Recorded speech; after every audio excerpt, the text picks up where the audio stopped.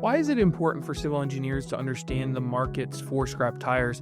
And how does a strong, stable market make sustainable design and construction more achievable? Civil engineers should understand that tire-derived aggregate is another tool in the toolkit. And we're going to talk about the different benefits and characteristics that give it advantages in certain applications. And that's what engineers do, right? They select the right materials for the right applications. Engineers need to know what the best applications for these materials are so they can make those. Did you know that the United States produces hundreds of millions of scrap tires every year, and that these tires can become a powerful engineering material rather than a waste problem? For civil engineers, the key isn't just collecting tires, it's ensuring there's a strong market to put them back to work in infrastructure projects. Today we're joined by John Sheerin, Director of End-of-Life Tire Programs at the U.S. Tire Manufacturers Association. With degrees in both civil and environmental engineering and years of hands-on environmental leadership at Bridgestone, John has helped shape how the industry transforms scrap tires into valuable resources. In this episode, we'll talk about how end-of-life tire management has evolved, dive into engineering applications of tire-derived aggregate, or TVA, and uncover insights from USTMA's new State of Knowledge report that every civil engineer should know about. If you're a civil engineer or project manager seeking practical ways to integrate sustainable materials into your designs while solving real-world infrastructure challenges, this conversation will give you actionable items and a fresh perspective on turning an environmental issue into an engineering advantage. Before we jump in, I want to tell you about our AEC PM Connect event, an interactive experience where civil engineers can sharpen their project management skills through real-world sessions on topics like earned value, AI in project management, and risk management. Our next event will be on June 10th, 2026 at the Fords Gate Country Club in New Jersey. Visit aecpmconnect.com and register today. I'm your host, James Taylor, and this is the Civil Engineering Podcast, the industry's leading show for civil engineering professionals, ranked as the #1 civil engineering podcast by FeedSpot.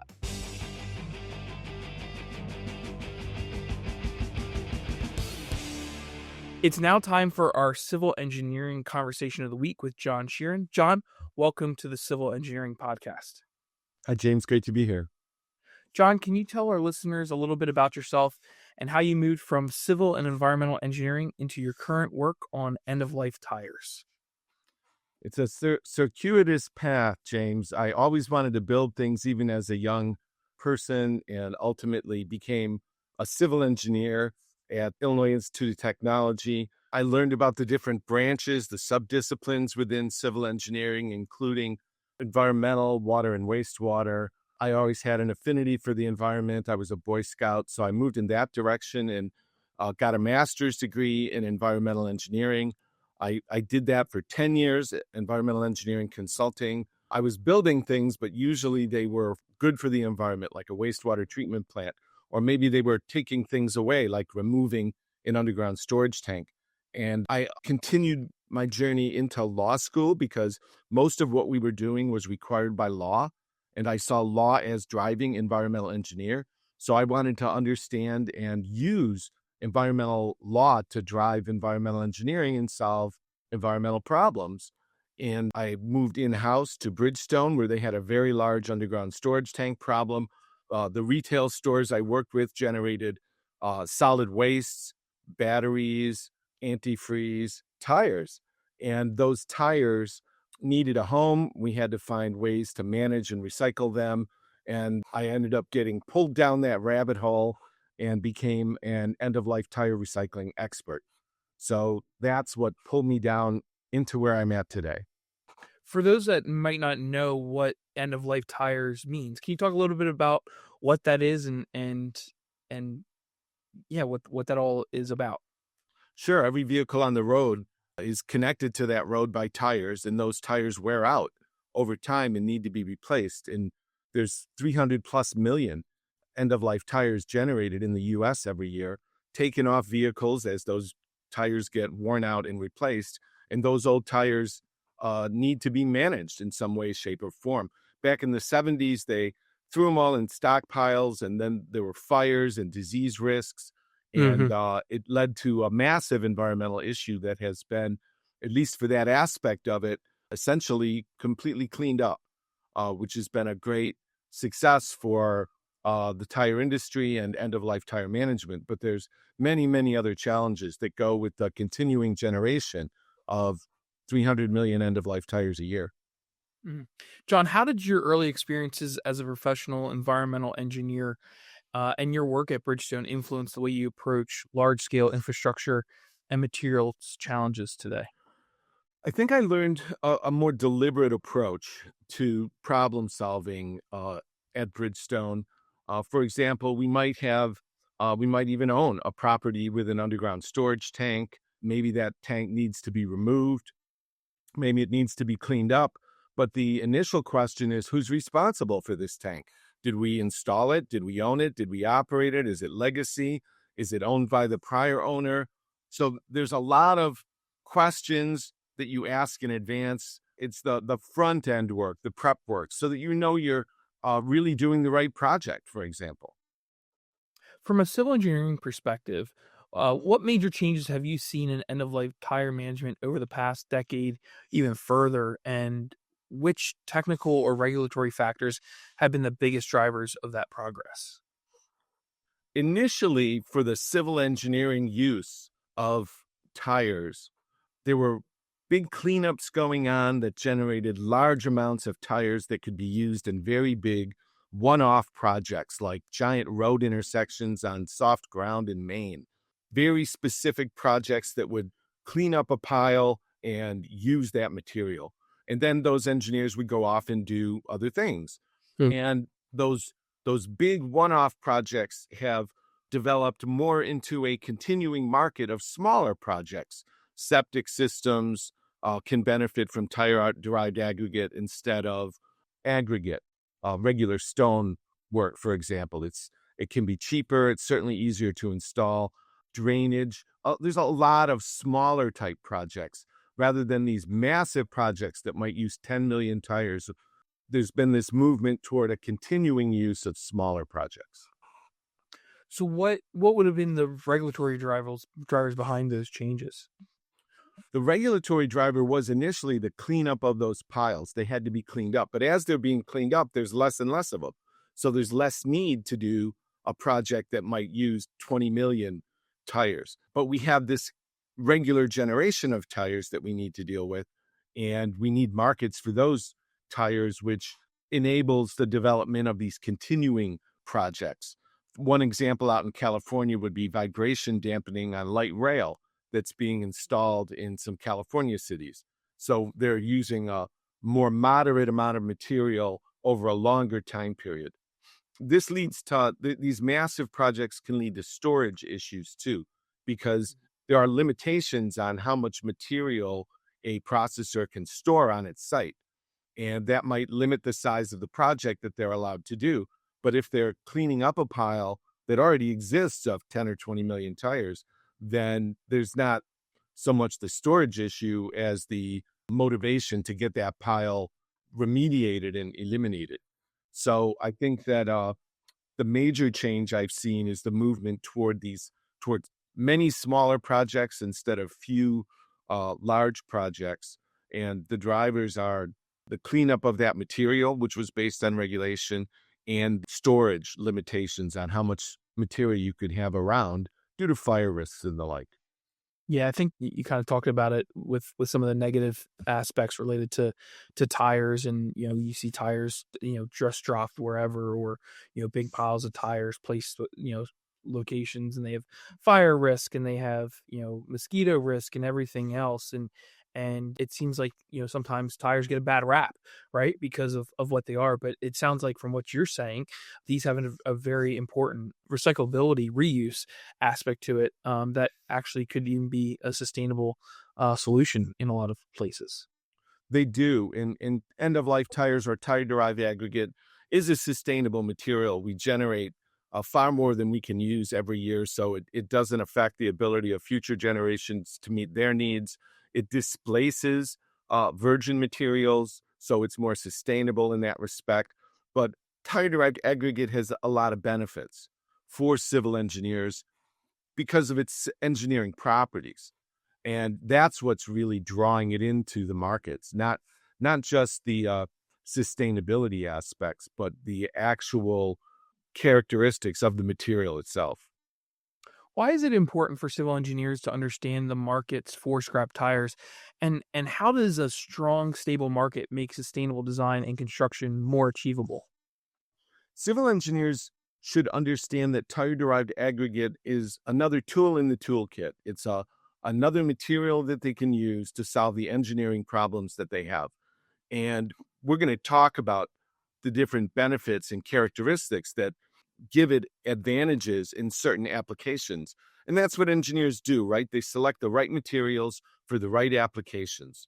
And engineers need to know what the best applications for these materials are so they can make those selections for their project owners and their clients.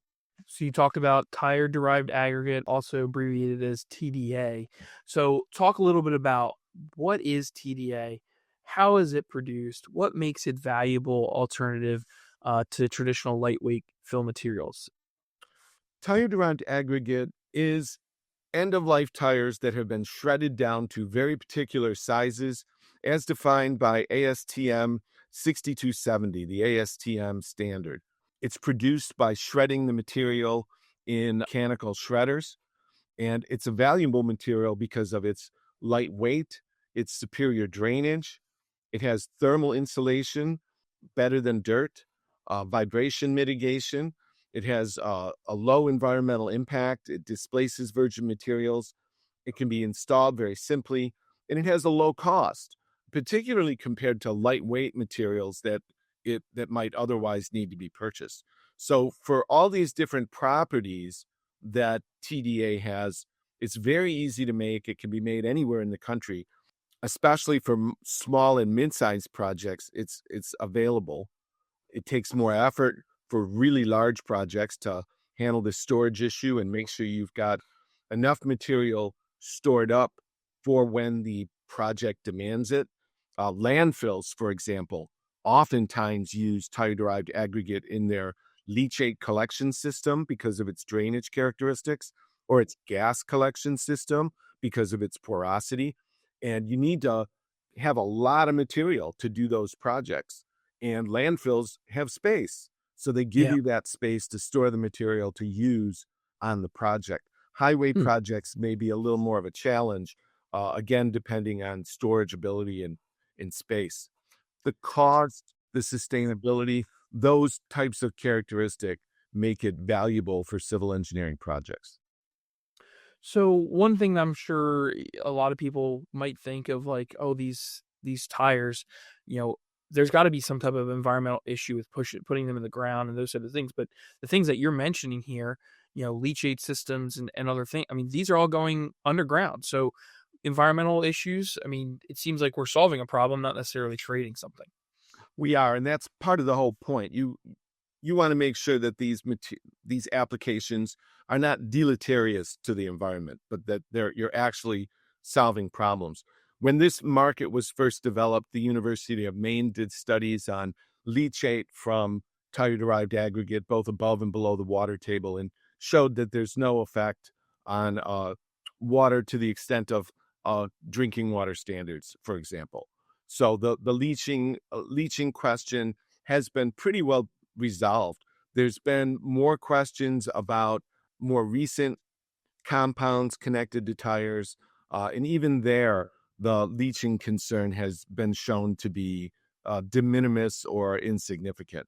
So leaching has not been a problem from tire-derived aggregate.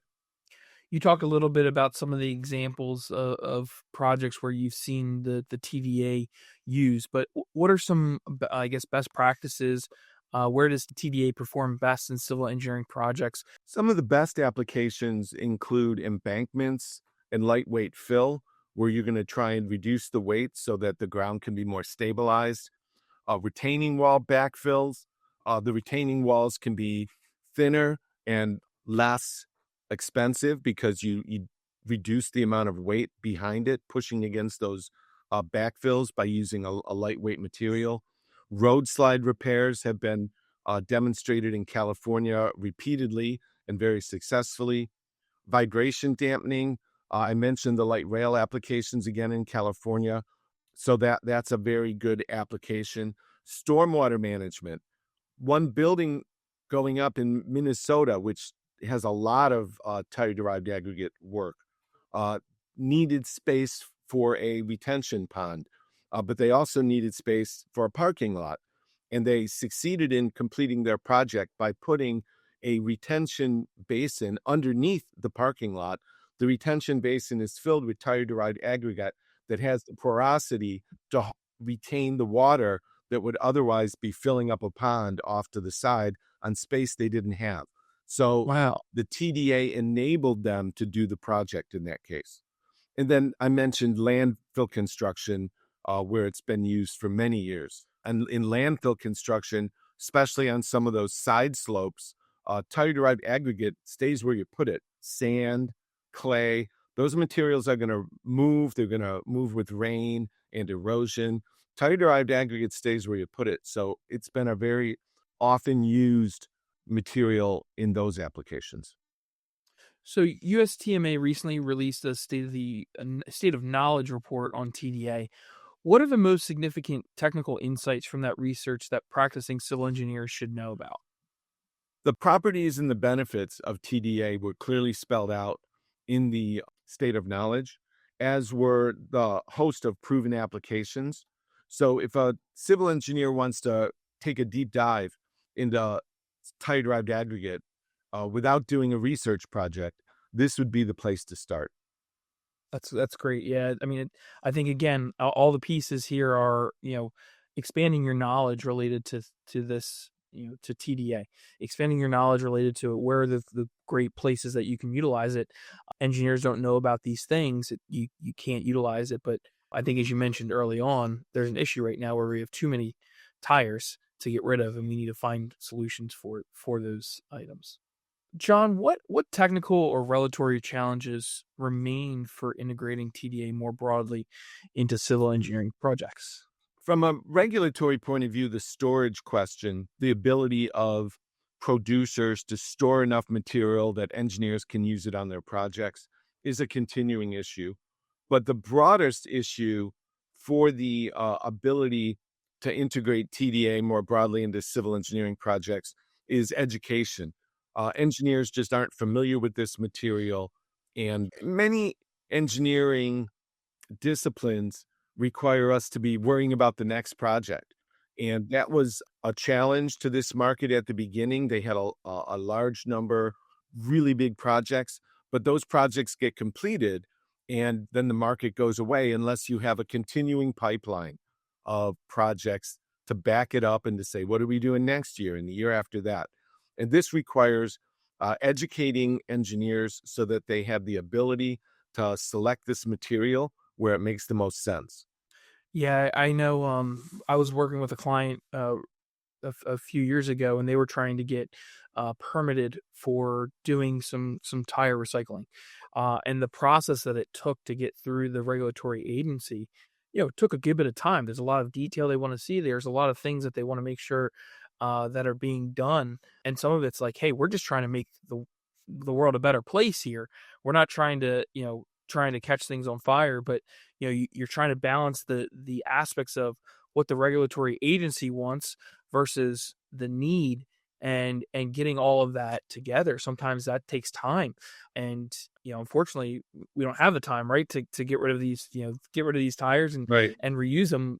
We need more of that type of thing. And I don't know what your experience has been with the regulatory agencies and the time associated with getting permitted for this recycling.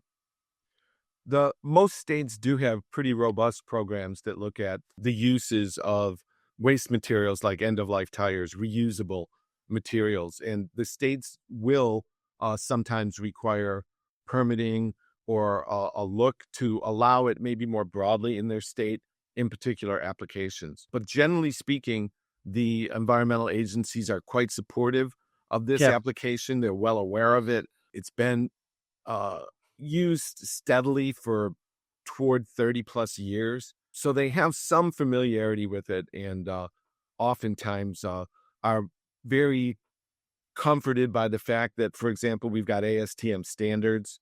We've got a history of projects and success that we can point to. There have been issues that have come up in the past that have been resolved through these standards, such as heating, uh, self-heating of the Hmm. material in large piles, so that the ASTM standard says you go 10 feet and you have an 18-inch break before you can put in another lift of tire-derived aggregate. So you keep the material separated to a degree and avoid a self-heating type of issue. So a lot of the problems had already been identified. And I think that regulators and engineers can be comforted with that fact. Yeah, and I would say on the same side that you talked about, educating civil engineers, it seems like that education still has to be there with the regulatory agencies as well. And your clients, your end users, like these are all things that the education aspect has to be out there to make sure that, even if a civil engineer is saying, "Hey, here's a great product for you. Here's what you can utilize," that education still has to trickle down the line as well. Yes. So, John, looking ahead, some of these things have changed over the last handful of years, like the last decade with TDA. What innovations or emerging practices do you think will most influence how civil engineers use recycled materials like TDA in future infrastructure projects? Civil engineers are going to continue to get credit for green design from the U.S. Green Building Council, from LEED, in those types of standards, for example. There's continuing pressure on the environment and our ability to sustainably develop.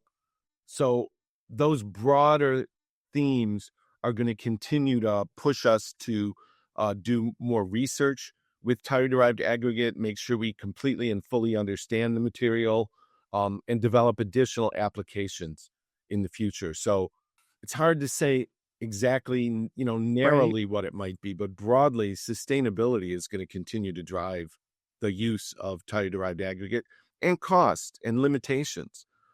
There is permitting connected with tire-derived aggregate, but there's permitting connected to mining gravel Right. and the like as well, a competing material. All of these things have environmental impacts. And I think the most sophisticated environmental engineers and civil engineers recognize that we're making choices that always have an environmental impact.